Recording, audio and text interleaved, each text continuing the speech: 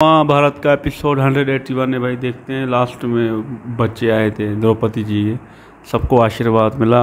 अब प्ले करें।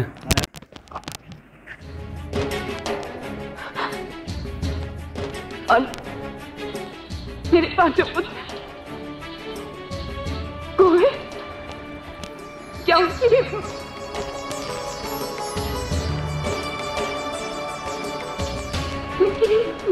मृत्यु हो जाएगी? गोविंद, मैं आपसे हाथ जोड़कर विनती करती हूँ, इस बार मुझे स्पष्ट उत्तर दीजिए।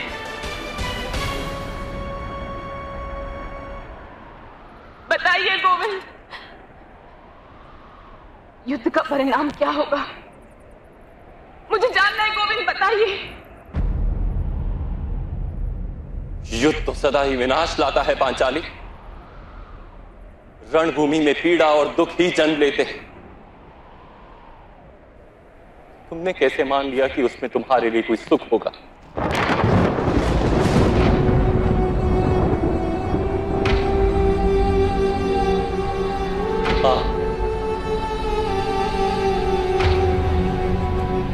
तुम्हारे 5 पतियों को छोड़कर महाराज शांतनु के कुल के सारे दीपक बुझ जाएंगे।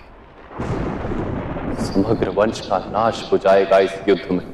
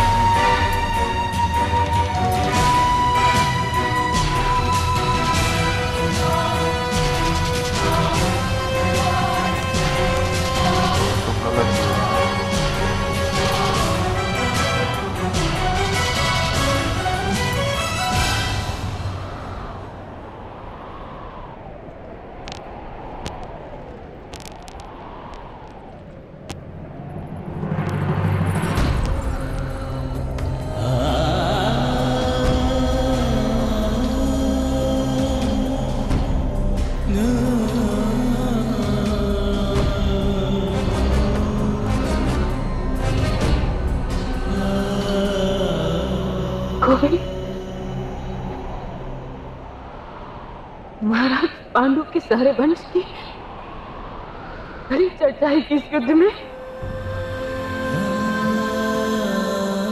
मेरी संतान संघर्ष के समय जिनके स्मरण से हमने बल प्राप्त किया था, जिनके जन्म ने हमें नए रूप में जन्म दिया था,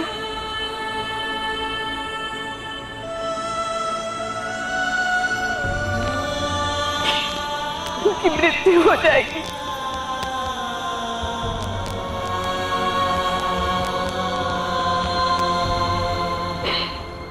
अर्थात प्रतिदिन अदम्य उत्साह से इस युद्ध के लिए हम सज्ज हो रहे हैं गोविंद। वो क्या अपनी संतानों की मृत्यु के लिए सज्ज हो रहे हैं?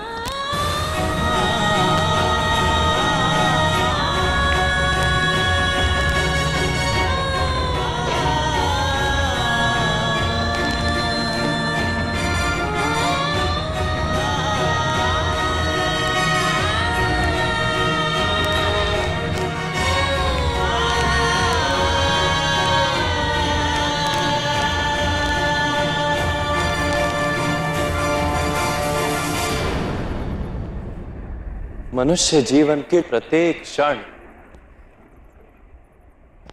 मृत्यु की ओर ही बढ़ता है सखी।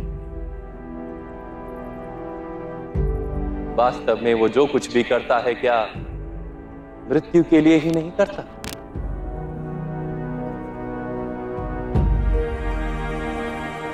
वसंत में खिलने वाला प्रत्येक पत्ता क्या पतझड़ में झड़ जाने के लिए ही नहीं खिलता?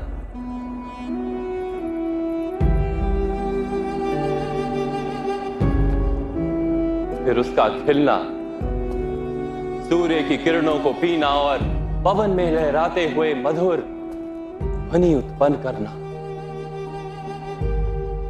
सब व्यर्थ है।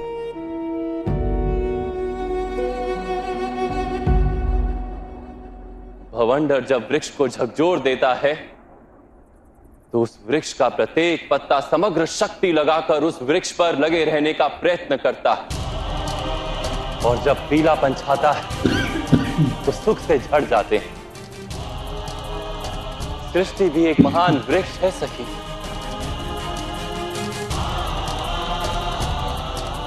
और प्रत्येक मनुष्य, प्रत्येक पशु पक्षी इस वृक्ष पर उगने और झड़ने वाले पत्ते।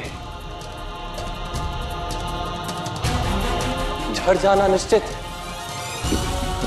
किंतु जब तक वृक्ष पर लगे हों तब तक संघर्ष और शांति दोनों का आनंद उठाना भी आवश्यक है।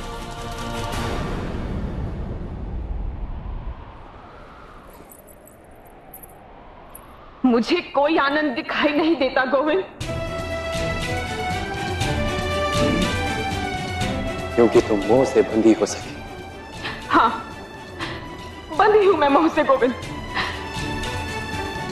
किंतु उस युद्ध में विजय प्राप्त हो गई, तब भी मुझे तो कोई सुख प्राप्त नहीं होगा। सुख के लिए युद्ध करने की बात कब की थी मैंने सखी? प्रतिशोध, सम्मान, संपत्ति के लिए युद्ध करने का परामर्श कब दिया था मैंने?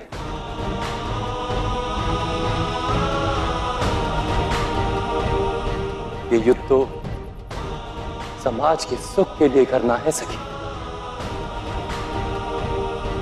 धर्मियों का नाश करने के लिए और धर्म की पुनः स्थापना करने के लिए हमें युद्ध करना है सखी। इतना बड़ा बलिदान हमें ही क्यों देना होगा गोविंद?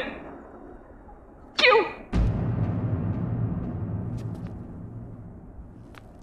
सुनो सखी, मनुष्य समाज के बनाए नीति, आदर्श, धर्म, ये तीनों समुद्र तट पर बनाए रेत के भवन की भांति होते हैं। समय के थपेड़ों से निरंतर टूटते रहते हैं। इनका निरंतर निर्माण करना पड़ता है, अन्यथा नीति, आदर्श, धर्म, इन सब का नाश हो जाता है। कुछ ही मनुष्यों को ईश्वर वो शक्ति देते हैं जो धर्म की फिर से स्थापना कर सके, और जिनके पास वो शक्ति होती है वो अपना सारा बलिदान देकर भी धर्म के लिए संघर्ष करते रहते हैं। फिर वो भगवान रामचंद्र या भगवान परशुराम या विष्णु का वामन अवतार, धर्म की स्थापना के लिए संघर्ष करने वालों की ही पूजा करता है ये संसार।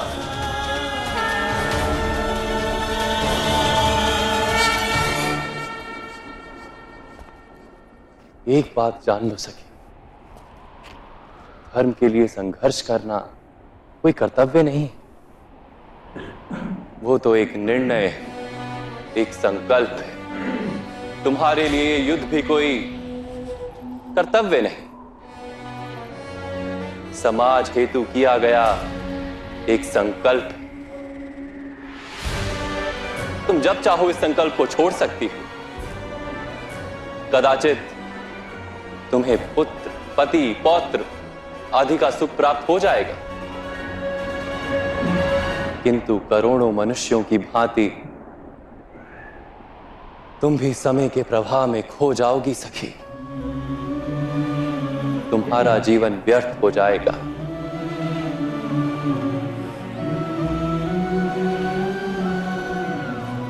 तुम्हारे कारण किसी को भी लाभ प्राप्त नहीं होगा।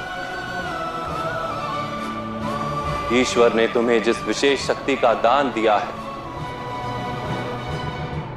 उस ईश्वर का विश्वास टूट जाएगा।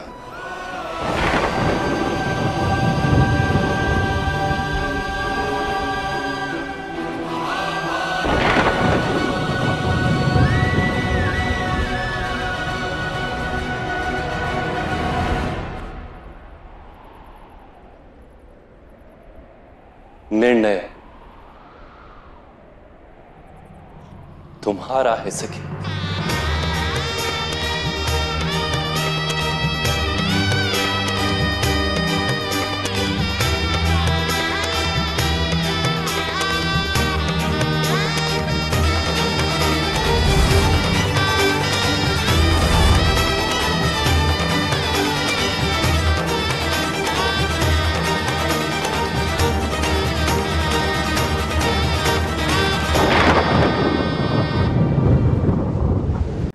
जी बिल्कुल भाई, कृष्णा जी ने सही बोला है कि आपको अगर अपना सुख चाहिए तो फिर आप बोलें, लेकिन अगर पूरी सृष्टि का आप सुख चाहती हैं तो वैसा ये आपको फैसला करना होगा, कुर्बानी देनी होगी। और वो भी बड़ी कुर्बानी है यार, मतलब 5 पतियों को छोड़कर सबका विनाश हो जाएगा, महाराज शांतनु की पूरी नस्ल। भाई ये बड़ी बात कर दी कृष्णा जी ने आज। अब देखते हैं द्रौपदी जी क्या फैसला करती हैं। अपने बच्चों को चुनेगी या सारी दुनिया के लोगों को चुनेगी? तो भाई कृष्णा जी ने कह दिया साफ भाई। अभी जिद कर रही थी तो कृष्णा जी ने बता दिया भाई। अभी 2 ऑप्शन दिए, या तुम अपने सुख के लिए चुनो या अपने दुख के लिए। अभी ये द्रौपदी जी के पहले तो यही बोल रही थी ना, जग करो दुर्योधन वालों के साथ। अब आई है तो अभी खुद पर आई है तो इसकी भी सांसें अटक गई है। जो बातें थी कृष्णा जी ने सच्चाई है ना उसको बता दी। पहले तो नहीं बताना चाहिए था इसको, तो फिर जोर दिया तो फिर बताया।